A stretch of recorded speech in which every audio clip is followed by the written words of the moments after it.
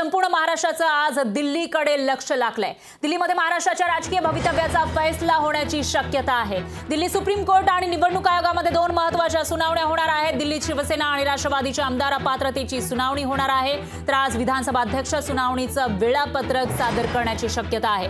दुसरीकडे निवडणूक आयोगामध्ये राष्ट्रवादीचं चिन्ह आणि पक्ष कुणाचा यावर फैसला होण्याची शक्यता आहे, तर राष्ट्रवादीसाठी निवडणूक आयोगाने दिलेला फैसला अतिशय महत्त्वाचा असेल। त्यामुळे दिल्लीत आज काय निर्णय होतो, दोन्ही ठिकाणी सुनावणीमध्ये नेमकं काय होतं याकडे संपूर्ण महाराष्ट्राचं लक्ष लागलेलं आहे। तर कोर्ट आणि निवडणूक आयोग काय निर्णय देतात यावर महाराष्ट्राची राजकारणाची दिशा आता ठरणार आहे। आजची सगळ्यात मोठी आणि महत्त्वाची बातमी, त्यामुळे याविषयीचे प्रत्येक अपडेट आपण लोकशाही मराठीवर घेत राहणार आहोत। तर शिवसेना आणि राष्ट्रवादी प्रकरणावर आज सुप्रीम कोर्टामध्ये सुनावणी होणार आहे। राहुल नार्वेकर सर्वोच्च न्यायालयामध्ये नवीन वेळापत्रक सादर करणार आहेत। सर्वोच्च न्यायालयाच्या निकालाची अवहेलना करू नका, बजावताना आमदार अपात्रतेबाबत किमान लोकसभा निवडणुकीपर्यंत तरी निर्णय घ्या, असे निर्देश न्यायालयानं राहुल नार्वेकर यांना दिलेले होते। तर आमदार अपात्रता सुनावणीचे नार्वेकर यांनी दिलेलं वेळापत्रकही न्यायालयानं त्यावेळी फेटाळलं होतं। नवीन वेळापत्रक सादर करा, अन्यथा ते देखील आम्हीच ठरवू, असंही न्यायालयानं फटकारलं होतं। तर आमदार अपात्रता प्रकरणावर आज तोडगा निघणार का, ते पाहणं महत्त्वाचं ठरणार आहे। हत्याराला फाशीची शिक्षा सुनावतं, मरेपर्यंत फाशी, पण फाशीवर लटकवण्यासाठी एका जल्लादाची गरज असते। न्यायमूर्ती त्यांना फासावर लटकवत नाही, ते जल्लादाचं काम करण्याची जबाबदारी विधिमंडळाच्या अध्यक्षाची। एवढंच मी सांगतो। आणि तुम्हाला 40 आणि 40 80 आमदारांना घटनात्मक दृष्ट्या फासावर लटकवावंच लागेल। आणि याविषयी अधिक माहितीसाठी आपले प्रतिनिधी स्वप्नील जाधव हे थेट आपल्यासोबत जोडले गेले आहेत। स्वप्नील, काय सांगाल, आजचा दिवस अतिशय महत्त्वाचा आहे। दोन्ही शिवसेना किंवा राष्ट्रवादीचे जे दोन्ही गट आहेत त्यांचं लक्ष, शिवसैनिकांचं आणि राष्ट्रवादीमधील कार्यकर्त्यांचं लक्ष आज दिल्लीकडे लागलेलं आहे। आणि आज ही जी महत्त्वाची सुनावणी होतीये त्याच्यामध्ये नेमकं काय होणार, हाच प्रश्न प्रत्येकाला पडलाय। फरक नक्कीच महाराष्ट्रातील सगळी जनता, देशामधली खरं तर जनता, महाराष्ट्र देशासह सर्वांचंच लक्ष दिल्लीकडे लागलं आहे। कारण सुप्रीम कोर्टात एक सुनावणी आहे, दुसरी निवडणूक आयोगासमोर सुनावणी आहे। सुप्रीम कोर्टाकडे जे लक्ष आहे ते मात्र गेल्या वर्षभरापासून जे प्रकरण सुरू आहे, आमदार अपात्रतेचं प्रकरण, हे खरं तर त्या ठिकाणी पुन्हा चर्चेला येणार आहे। जे वेळापत्रक विधानसभा अध्यक्ष राहुल नार्वेकर यांनी सादर केलेले आहे त्यामध्ये काही त्रुटी असतील, काही त्यामध्ये पुन्हा नवीन वेळापत्रक द्यावं अशा प्रकारचे आदेश सुप्रीम कोर्टाने दिले होते। वेळ काढूपणा होतोय आणि अध्यक्ष गांभीर्याने घेत नाहीत अशा प्रकारचे फटकार आहेत ते एकंदरीत सुप्रीम कोर्टाने गेल्या सुनावणीमध्ये सरन्यायाधीश चंद्रचूड यांनी केले होते। मात्र आता पुन्हा नव्याने वेळापत्रक सादर होत आहे का, हे पाहणं महत्त्वाचं ठरणार आहे। आणि आमदार अपात्रतेच्या प्रकरणामध्ये एवढा उशीर का होतोय असा प्रश्न आता सुद्धा कोर्ट विचारू लागलाय। त्यामुळे आजच्या या सुनावणीमध्ये नवीन वेळापत्रक जात आहे की पुन्हा तेच जुनं वेळापत्रक विधानसभा अध्यक्ष राहुल नार्वेकर यांच्याकडून सादर होत आहे, हे पाहणं महत्त्वाचं ठरणार आहे। अध्यक्षांवरती काही गंभीर ताशेरे ओढलेले आहेत, त्यामुळे आज पुन्हा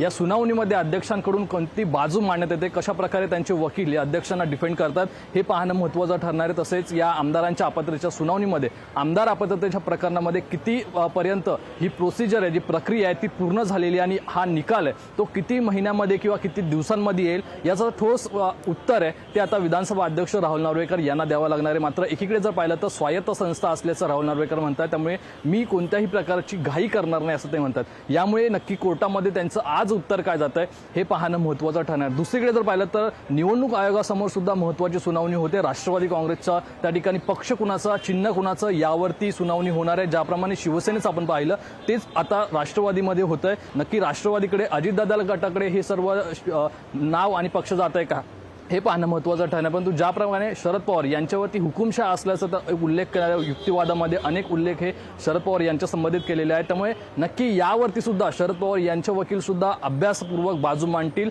आणि अजित पवार गटाचे जे दावे आहेत, जे सर्व युक्तिवाद आहेत तो खोडून काढण्याचा प्रयत्न करतील। फरा निश्चितच स्वप्नील, हे दावे खोडून काढण्याचा प्रयत्न केला जाईल, त्याचबरोबर दावे नेमके काय केले जातात त्याकडे सगळ्यांचं लक्ष असेलच, पण सुप्रीम कोर्टामध्ये जी सुनावणी होणार आहे त्याविषयी एक प्रश्न पडलेला आहे की आज जी सुनावणी होणार आहे ती नेमकी कधी सुरू होईल आणि आजच्यासाठी अध्यक्षांना काही आदेश दिलेले होते, निर्देश दिलेले होते सुप्रीम कोर्टानं मागच्या सुनावणीमध्ये फटकारलेलं होतं, त्यामुळे आजच्या या सुनावणीसाठी नेमकी दोन्ही पक्षांकडून काय तयारी करण्यात आली आहे याविषयी काही अपडेट आहेत का तुमच्याकडे? फरक नक्कीच आपण जर पाहिलं तर अध्यक्षांना सुद्धा यामध्ये काही नियम असतील किंवा काही अटी आहेत त्या सुद्धा घालण्यात आल्या होत्या आणि सूचना देण्यात आली होती. नवीन वेळापत्रक हे मंगळवारपर्यंत सादर करण्याचं त्यांना सांगितलं होतं. जर तुम्ही केलं नाही तर आमच्याकडून आम्ही यामध्ये लक्ष घालू, अशा प्रकारचं एक निर्देश हे सुप्रीम कोर्टाने दिले होते. त्यामुळे नक्कीच अध्यक्षांना आता हे महत्त्वाचं होणार आहे की वेळापत्रक आणि चांगलं वेळापत्रक जे प्रक्रिया आहे ती पूर्णत्वास नेईल कमीत कमी दिवसांपाशी, असं वेळापत्रक त्यांना द्यावं लागणार आहे. त्यामुळे या वेळापत्रकावर जर सुप्रीम कोर्ट समाधानकारक नसेल तर पुन्हा त्यांना त्या वेळापत्रकमध्ये सुधारणा करण्यास सांगतीलच. मात्र दोन्ही गटाकडून याच प्रकारची तयारी सुरू करण्यात आली आणि ज्याप्रमाणे अध्यक्ष वेळकाढूपणा करतात गेल्या वर्षांपासून असेल किंवा आता सुप्रीम कोर्टाच्या निर्णयानंतर जे काही वेळकाढूपणा झालेला आहे यावरती खरं तर ठाकरे गटाकडून प्रश्नचिन्ह उपस्थित करण्यात आलं. ठाकरे गटाकडून जो प्रश्नचिन्ह उपस्थित म्हणजे अध्यक्ष हे सध्या आमदार अपात्रतेच्या प्रकरणामध्ये घाई करत नाहीये, ते कुठेही लवकरात लवकर प्रक्रिया पूर्ण होईल याप्रमाणे विचार करत नाहीत. निवडणुका येईपर्यंत हा सर्व प्रकार चालू ठेवायचा असल्याचा ठाकरे गटाचा आरोप आहे, जेणेकरून निवडणुका येतील आणि त्यापूर्वी निकाल द्यायचा, अशा प्रकारचा काही मानस हा सरकार पूर्ण वर्ष चालवण्याचा मानस हा अध्यक्षांचा आहे आणि सरकार याला कुठेतरी. आणखी एक मोठी अपडेट आहे ती म्हणजे सुप्रीम कोर्टाच्या आदेशाआधीच विधानसभा अध्यक्ष राहुल नार्वेकर यांनी तयार केलेलं सुनावणीचं वेळापत्रक कोर्टात सादर केलं जाण्याची शक्यता आहे. तर विधानसभा अध्यक्ष जे वेळापत्रक सादर करतील त्यामध्ये कोर्टानं सुधारणा करण्याचे आदेश दिल्यास त्यात बदल होण्याची शक्यता आहे. विधानसभा अध्यक्षांनी तयार केलेल्या वेळापत्रकामध्ये 2 महिन्यांपेक्षा जास्त काळ सुनावणी चालणार अशी सूत्रांची माहिती आहे. त्यामुळे नेमकं काय असेल ते पाहावं लागेल आणि यावर सविस्तर विश्लेषणात्मक बोलण्यासाठी घटनातज्ञ उल्हास बापट सर हे आपल्यासोबत थेट जोडले गेले आहेत. बापट सर, महत्वाची सुनावणी आज होणार आहे. मागची जी सुनावणी झाली होती त्याच्यामध्ये काही निर्देश सर्वोच्च न्यायालयाने दिलेले होते आणि फटकारल्याचंही समोर आलेलं होतं, त्यामुळे आजची सुनावणी अतिशय महत्वाची असेल. पण त्याच्यामध्ये आणखी एक बाब समोर येते, ते म्हणजे सूत्रांकडून माहिती मिळते त्यानुसार अध्यक्ष त्यांनी या सुनावणीच्या आधी, मागच्या सुनावणीच्या आधी जे वेळापत्रक तयार केलं होतं तेच आज सादर करणार आणि त्याच्यावर जर सुप्रीम कोर्टाने काही आक्षेप घेतला तर मग पुढचं नवीन वेळापत्रक सादर केलं जाईल असंही कळतंय. तर मग आज नेमकं सर्वोच्च न्यायालयामध्ये काय होऊ शकतं या सगळ्या पार्श्वभूमीवर? काय हे एक अत्यंत दुर्दैवाची गोष्ट आहे की स्वातंत्र्य मिळाल्यावर 75 वर्ष झाली आहेत आणि तरी आपण सभापतींचे अधिकार काय, जबाबदाऱ्या काय, त्यांनी कसं वागावं याच्यावर आपण चर्चा करतोय. आपण पार्लमेंटरी डेमोक्रेसी ही इंग्लंडमधनं वेस्टमिन्स्टर मॉडेल ज्याला म्हणतात तशी घेतली आहे आणि त्याच्यामध्ये स्पीकरला विलक्षण महत्त्व असतं. इंग्लंडमध्ये एखादी व्यक्ती स्पीकर झाली की ती पक्षाचा लगेच राजीनामा देते आणि स्पीकर पदावरनं दूर झाली तर पुन्हा त्या पक्षात प्रवेश करते. परंतु स्पीकर असताना ती पक्षाचा मेंबर नसते, कारण त्यांना अंपायरसारखं काम करायचं असतं, निपक्षपातीपणाने काम करायचं असतं. आपल्याकडे ही प्रथा आपण पाळत नाही आणि त्यामुळे एक संशयाचं वातावरण या ठिकाणी स्पीकरच्या बाबतीत निर्माण होतं. इंग्लंडमध्ये मतदानातही स्पीकरला भाग घेता येत नाही. कास्टिंग वोट टाकता येतं दोन्हीकडे सारखी मतं झाली तर, परंतु पहिल्या मतदानामध्ये भाग घेता येत नाही. आणि हा जो निपक्षपातीपणा आहे हा आपल्या अँटी डिफेक्शन लॉमध्ये सुद्धा आपण आणण्याचा प्रयत्न केला आहे की पक्ष जर का स्पीकरनी सोडला तर तो डिस्क्वालिफाय होत नाही. तेव्हा घटनेची अपेक्षा अशी आहे की स्पीकरनी निपक्षपातीपणाने काम करावं. आता एक गोष्ट इथे लक्षात घ्या की 6व्या याच्या खाली परिच्छेदाखाली स्पीकरला हे अधिकार दिलेले आहेत. याचाच अर्थ त्याला क्वेसाय ज्युडिशियल ड्युटी दिलेली आहे. तो स्पीकर म्हणून काम करत नाहीये, तो ट्रिब्युनल म्हणून काम करतोय. आणि त्यामुळे जे आत्ता मांडलं गेलं स्पीकरकडनं की स्पीकरच्या कार्यपद्धतीमध्ये हस्तक्षेप करता येत नाही सुप्रीम कोर्टाला, ते स्पीकर म्हणून काम करत असताना, म्हणजे ते जेव्हा विधानसभा चालवत असतात, बिल पास होत असतं, त्यात हस्तक्षेप नाही करता येत.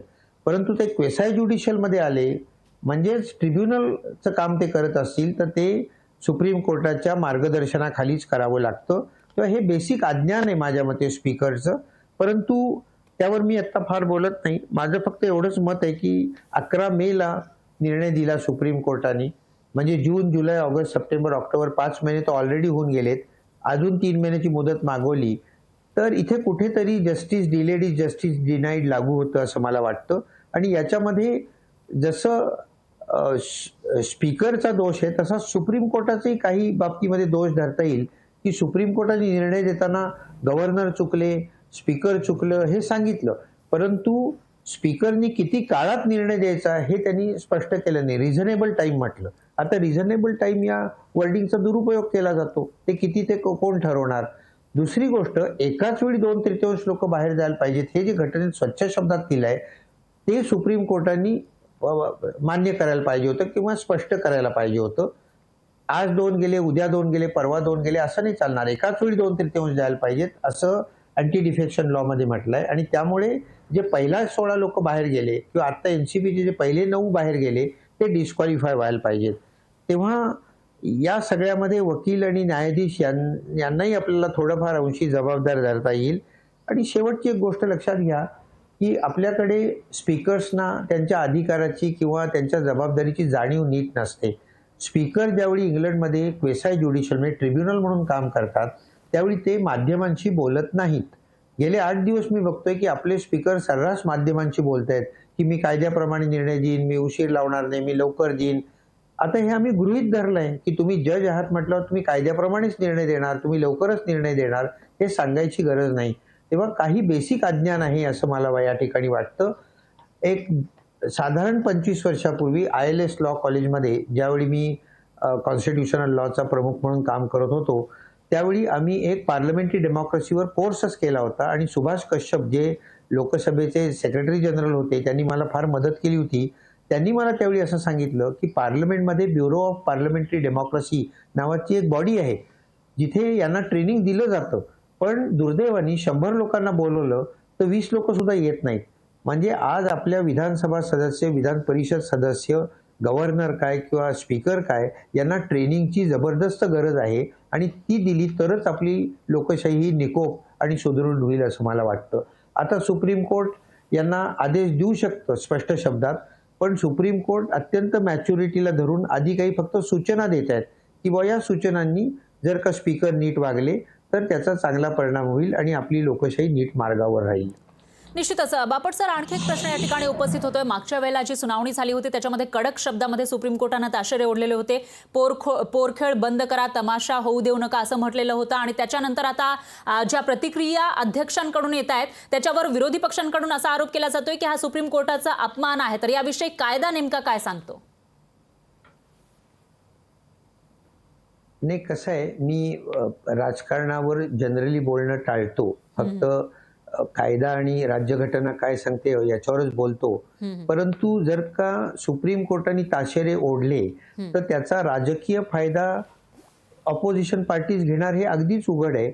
आणि हे पण निश्चित आहे की ज्या अर्थी सुप्रीम कोर्टाने ताशेरे ओढले त्या अर्थी आपले स्पीकर कुठेतरी चुकलेले आहेत, त्यांचं कुठेतरी अज्ञान दिसतंय किंवा ते कुठल्या तरी दबावाखाली आहेत किंवा ते अकार्यक्षम आहेत. या अनेक शक्यता आहेत, त्यातली कुठली तरी एक शक्यता असू शकते. पण मी आपल्याला सांगितलं तसं की राजकारणात शक्यतो मी बोलत नाही.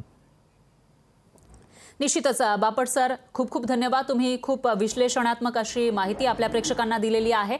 आता पुढे सुप्रीम कोर्टाचा निकाल नेमका काय असेल आणि आज सुप्रीम कोर्टामध्ये काय होईल याचेही जो अर्थ आहे तो तुमच्याकडून समजून घेणार आहोत. त्यामुळे पुन्हा एकदा खूप खूप धन्यवाद.